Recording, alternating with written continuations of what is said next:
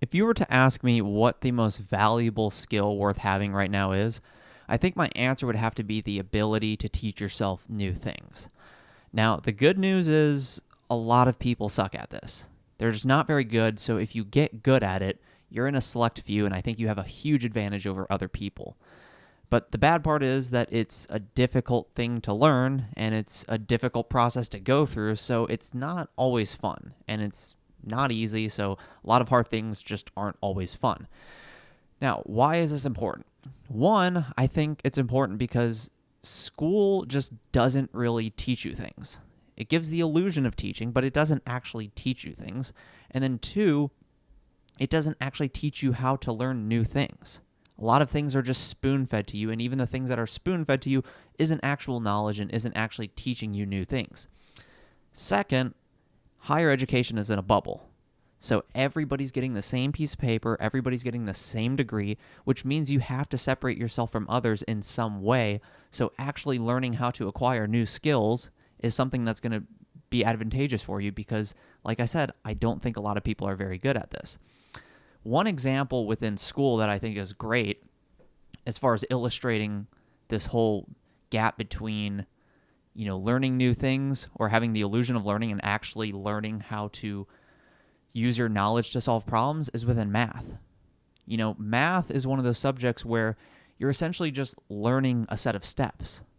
You're just learning how to apply a formula to a certain set of numbers, but then whenever you take that same problem and apply it to the real world, or, in mathematical terms, a word problem, students just fall apart. It's the exact same problem, but because it's worded in a different way, because it's like a paragraph of text that you now have to apply that knowledge to, all of a sudden it's this new thing, people fall apart, they can't do it. And, let's be honest, most problems you encounter in the real world are word problems. So that's one big example. One example from my own, schooling career, it was in college, was just how simplified a lot of tests were. There were teachers that would give tests and they would have some open-ended question where you would have like a page to write an answer, and they would just say, how does the internet work? And you'd have to explain it through your own words.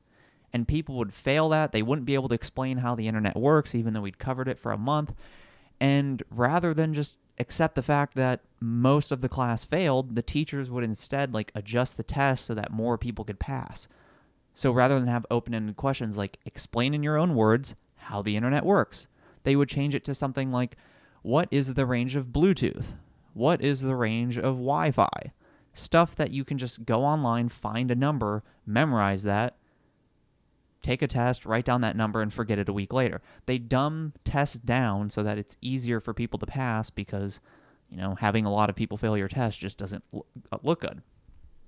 And then as far as the whole illusion of learning, a lot of it's just busy work. Same thing in my college, in one of my classes in college, I was in a geology lab, and anybody who's been in college and has taken some sort of scientific lab knows that they suck. And I was in a geology lab. It was like a 3-hour lab. And there was one week where, we get into groups and we're like, let's just finish this as quickly as we can, get the hell out of here. And we wrapped it up within an hour. Even though the class had 3 hours allotted for it, we finished it within an hour.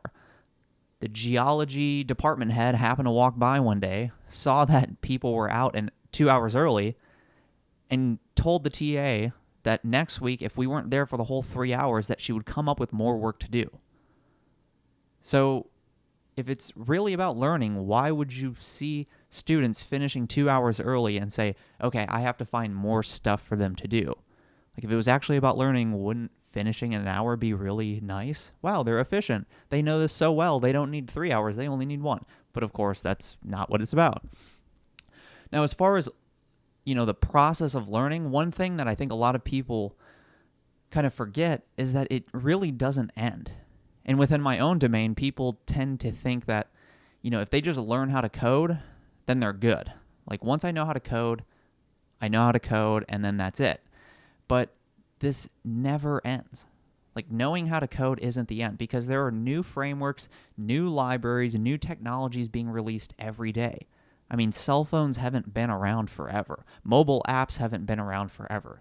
New frameworks come out, and guess what? There isn't certified teachers to teach that framework. It's literally like a new digital hammer that was released, and now people have to learn how to use it. I mean, I'm going through this myself. I knew this framework known as AngularJS. Then the second version of it came out titled Angular. It's not like there are just people out there who magically know this framework. I had to go online, read the manual, teach it to myself, and that's just part of the process. Like, it never ends. And guess what? That's how you get jobs. There are new jobs for that new framework, but there aren't schools around. There's not teachers on every block that are teaching this new framework. It's literally a brand new tool that was just created. And you have to learn how to teach it to yourself, because that's where the high-paying jobs are.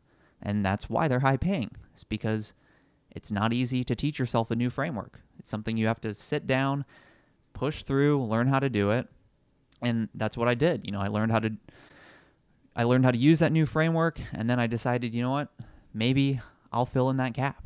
There are other people who want to learn this framework. I'll become that teacher, so that's what I'm doing right now. I'm writing a book to teach that framework. Now, the real meat of this issue, the real thing I want to address, are some of the pitfalls that I see with learning new things. Things that people tend to think are isolated to them, that are specific to them, but really aren't in any way. And one thing I see a lot of people do is, they'll want to learn something new, like let's say programming.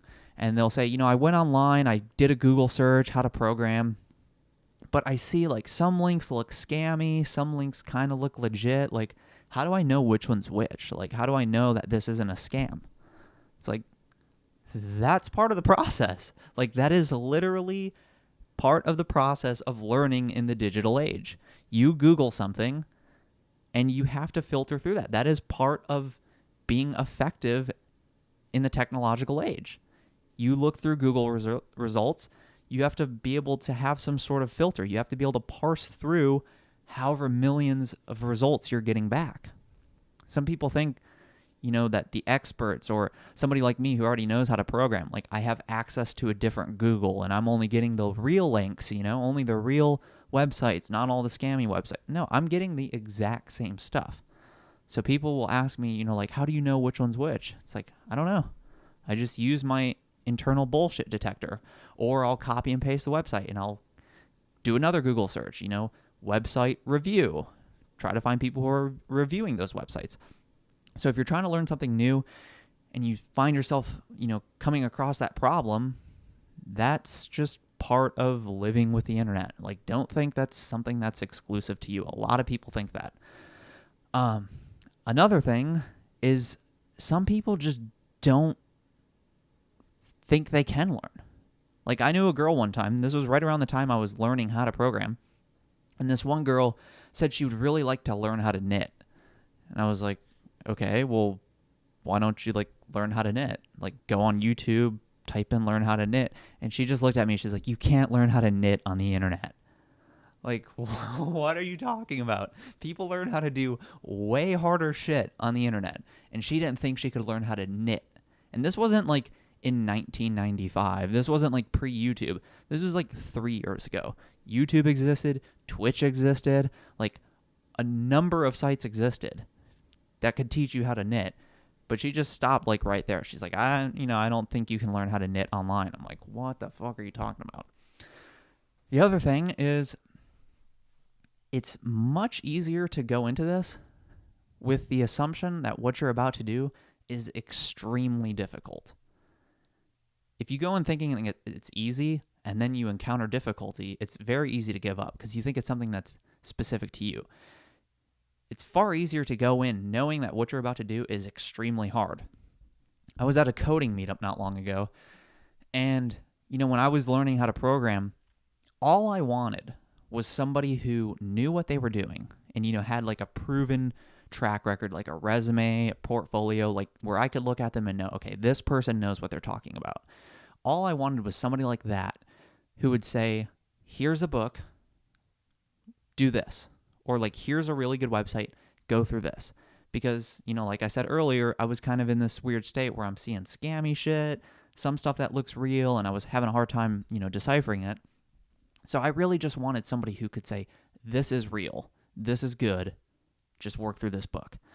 So that's what I try to do to people whenever they ask me for help. So I'm at this meetup. This guy's asking me, hey, I want to learn how to program. How should I get started? I ask him a few questions to gauge his level of experience. He's like a total beginner. So I give him this link on Mozilla Developer Network, and I give it to him, and I'm like, just work through this, and this is going to teach you everything you need to know. And he looks at it, he goes, but I don't know how to program. I'm like, yeah, but that's like what this is going to do. Like, it's going to teach you how to program. He's like, yeah, but I don't know like anything about it. I'm like, yeah, but this is going to teach you it. Like, you're going to walk through and it's going to tell you, create a file, index.js, and you write JavaScript in here. This is how you run it. And he like literally just wouldn't even begin looking through it because he thought there was like something else he needed to know. Like, I was completely baffled. I'm like, this is literally a tutorial. This is going to teach you how to program. And he was just waiting for some other thing to happen before he could get started on it. So I think part of the problem for him was that he was just not willing to come to terms with the fact that it's a difficult thing and it's going to help explain that difficult thing. You know, he was expecting like there was some precursory knowledge that he would look through first and then be able to tackle that. I'm not sure what was going on, but my point is it's just way easier if you go into it knowing it's hard, because then once it sucks, you realize this is supposed to suck. This is going to suck on purpose. The other thing is not only going in assuming that it's hard, but knowing that it's going to take a lot of time. I think this is one of the big things that holds people back, is that they go in with a very condensed time frame. They think, okay, this is going to take a month when really it's going to take 6 months. Or they go in thinking it's going to take 3 months when it's really going to take a year. You have to go in with a very long time frame and know that that's completely normal. You know, like on my Instagram, I've been posting videos lately of me learning how to do handstands, me learning how to do handstands on parallel bars. These are goals that I set for myself where I went in knowing, okay, I'm not going to be able to do this for like 3 months. Like, this isn't something I'm going to know how to do next week or next month. This is something I'll know how to do a quarter of a year later. And I have a goal right now that I set for myself that's 6 months in the future. Not an easy pill to swallow, but that's just what you have to do. If you want to get good at things and you want to be able to teach yourself how to do these things, you have to go in just knowing shit isn't going to happen overnight. The bad thing about this, at least from a motivational standpoint, is that there's only one way to get better at teaching yourself new things, and that's by teaching yourself new things. So if you're somebody who thinks like, man, I'm not really good at this, I'm not good at teaching myself new things, it kind of sucks to come to terms with the fact that there's only one way to get good at it, and it's by doing the thing that you suck at. But the good news is that the more you do it, the easier it gets. It's like people I knew in college who knew like 3 or 4 different languages. It's like that first language that they learned was really difficult because they'd never done it before. But then the second and third one after that was way easier. One, because they'd already done it before, so they knew it was possible. But then two, there's also a lot of overlap. As you learn something new, you find that there's a lot of knowledge that you can kind of transfer over to other new things that you're learning. So really the thing that I do whenever I'm trying to learn something new is just embrace the suck. Like, you know it sucks. You know there's a reason why people don't do this. So it's better just to embrace it and acknowledge, hey, this is just a part of the problem. Just push through the bullshit and get shit done.